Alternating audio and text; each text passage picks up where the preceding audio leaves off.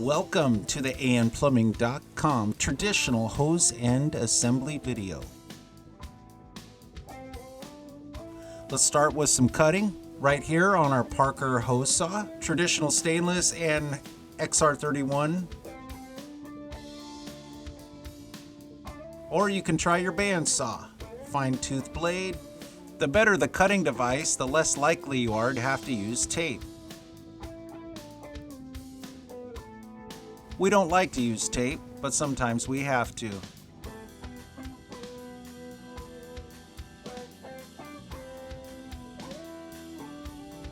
If you have neither of those, you can try your mason's chisel, sharpen to a fine point. Ouch! To cut so easily with the mason's chisel, put it on the leg of your bench. Cut through the hose into an aluminum block. Let's look at that again. What? Amazing.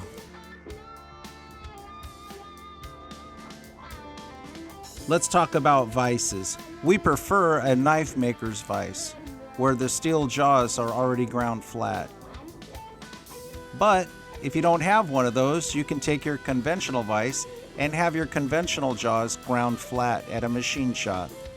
Or, if that is not an option and all you have is a plain old shop vise, all you need to do is buy the XRP aluminum soft jaw inserts.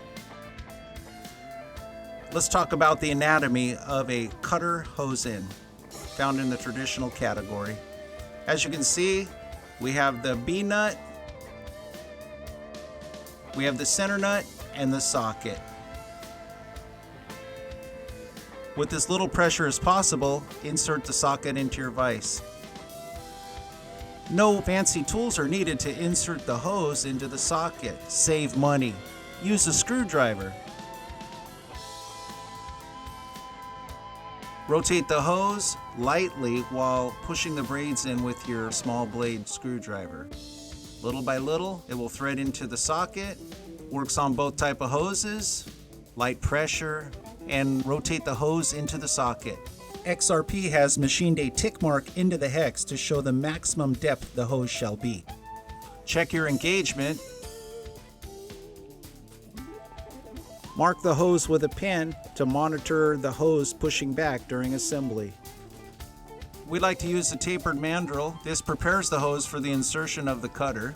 You can find these mandrels at many hardware stores. Now you take both hexes on the center nut and the B nut and line them up in your vise carefully. Do not use too much pressure. Apply your assembly lube.